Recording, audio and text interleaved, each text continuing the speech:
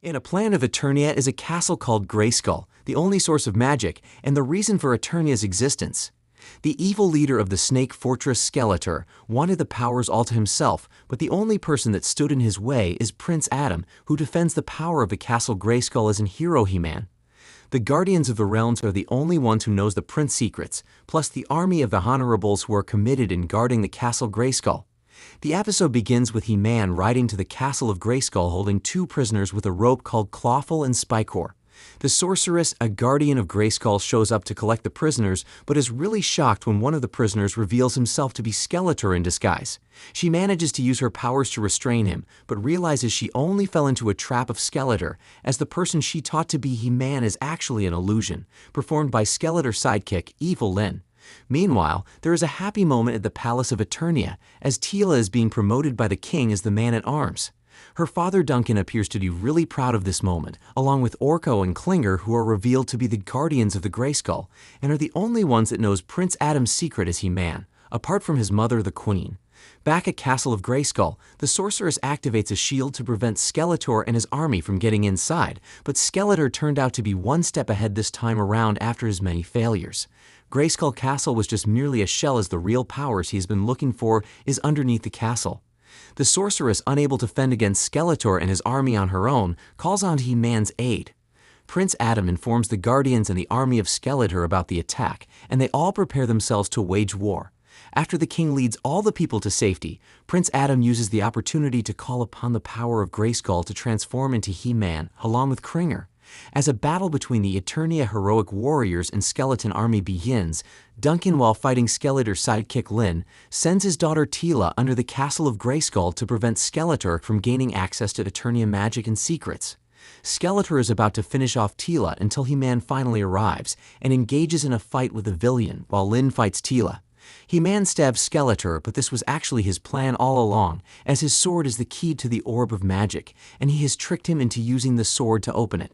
The moment Skeletor is about to crack the orb, it turns out he and his sidekick wasn't moving anymore, and the sorceress shows up, revealing to have slowed down time which won't last long. She explains to He-Man and Teela that the orb Skeletor is about to crack is where the magic that created Eternia comes from. If he cracks it, the blast from it will destroy the universe, and everyone in it will die. He-Man suggests that he can use the Sword of Power to absorb the blast and save the universe. He knows a power with that much magic will kill him in the process, but he is ready to sacrifice himself to save thousands of lives. He-Man absorbs the blast by splitting the sword into two, and he and Skeletor died in the process. Evil Lyn escapes with the only thing remaining, the top of Skeletor's havoc staff.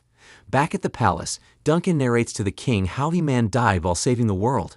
As King Randor gives a small speech about how Eternia has lost a great champion, Queen Marlena cries out that they have actually lost their son. With everyone confused, Duncan had no choice but to reveal to everyone that Prince Adam is actually He-Man. Being so angry, the king strips Duncan of his title and banishes him from the palace from keeping this secret away from him. Teela, who has known Prince Adam her whole life, also felt betrayed by her father and everyone who lied to her. She resigns as a warrior of the king and leaves the palace as well. After a few years, we see two masked mercenaries entering a stinking cave with masks. After they found the artifact they were looking for, they are attacked by a thief called Stinkor, whom they manage to defeat. One of them unmasks herself to be Teela, along with her new friend called Andra.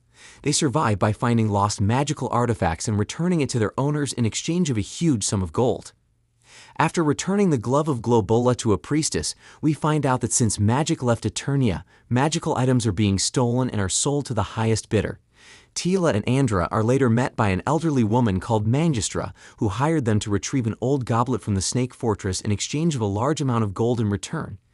Teela and Andra sneaks inside the fortress and knocks out two guards, disguising themselves with their robes.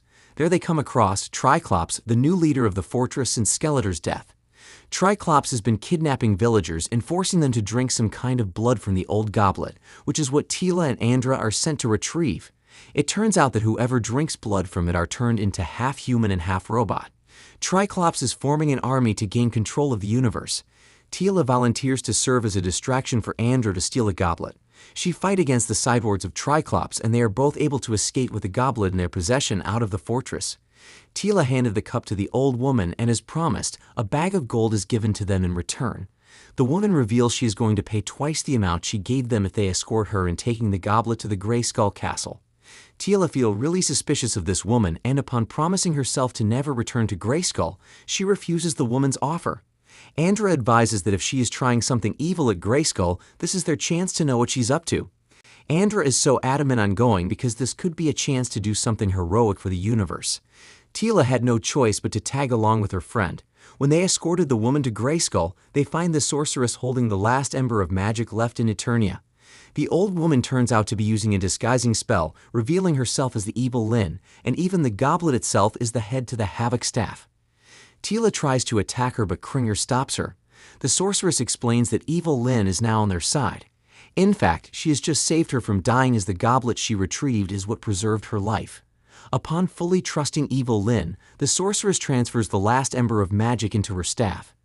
Magic gave birth to Eternia, and the sword of power that was wielded by He-Man himself is what binds that magic to Eternia. But since the sword was destroyed, the magic disappeared along with it. Without magic, Eternia will continue to rot until it is destroyed.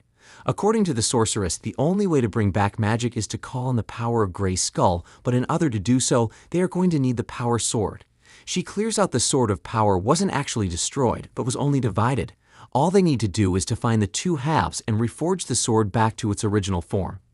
Tila and Andra are given the task by the sorceress in finding the halves of the sword, and evil Lyn decides to join them on this quest since the fate of the universe depends on it. But first they plan to visit Duncan, the only person they know with the skills of reforging the sword of power. Meanwhile, at a place in the forest, we see people lining up to catch a few drops of water from one of the last remaining magic fountains, the Font of Filigro. An old man stumbles and falls, but Duncan, the former man-at-arms, lends him a hand. Triclops suddenly shows up his followers to forcefully initiate the villagers as part of his robot army. Duncan leaps into action to protect the villagers from Triclops. Tila, Andra, and evil Lyn appear from nowhere to assist Duncan to fight against the cyborgs, but they are all still overpowered, until Beast Man, who had sworn loyalty to evil Lyn, shows up and single-handedly subdues Triclops and his men, scaring them away. Duncan uses the chance to apologize to Tila for keeping secrets away from her. He takes them to his residence, where Tila reunited with the palace mage, Orko, who appears to be really sick. Since there is no magic in Eternia, all the mages like Orko, and the evil Lyn has been affected really badly. Duncan refuses to help them forge the sword of power because his days of being a hero are over, and he now has a family he has responsibility of protecting, which is Orko and a tech robot he made by himself called Roboto.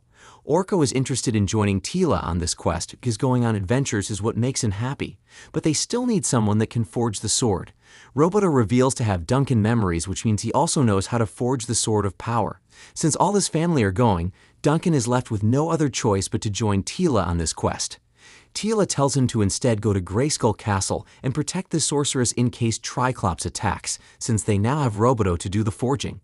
The warriors cross the Crystal Sea on their way to Subternia, a place also known as Hell in this universe, and where the first half of the sword is. During their journey, they get attacked by Aquaticans led by Merman, a former follower of Skeletor. He is furious with evil Lyn because with her on the land and him on the sea without He-Man around, they could have gotten the chance to rule the universe together. Duncan arrives at the dying moment and defeated all his men, capturing Merman. They offer him a deal. He held up to the end of the bargain by taking them to Subternia, and in return, they decided to spare his life. Since his work on protecting the crew is over, Duncan decides to head to Greyskull as told to protect the sorceress, but he is so happy to finally get a hug from his daughter, who has now forgiven him from his wrongdoings. The gate of Subternia turned out to be locked. Evil Lyn takes out the head of Skeletor Havoc Staff in her possession and places it on a headless skeleton beside the gate.